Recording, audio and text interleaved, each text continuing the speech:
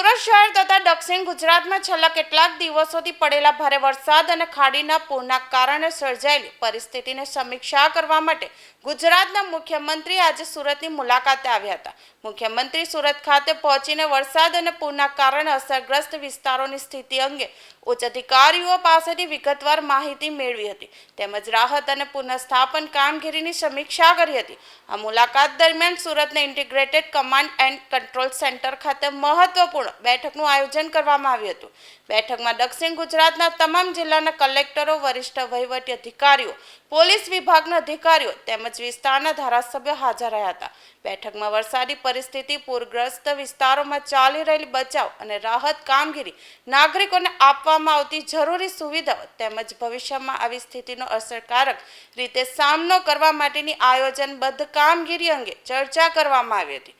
મુખ્યમંત્રી અધિકારીઓને જરૂરી માર્ગદર્શન આપી તેમજ અસરગ્રસ્ત લોકોને ઝડપથી સહાય પહોંચે તે માટે જરૂરી સૂચનાઓ પણ આપી હતી.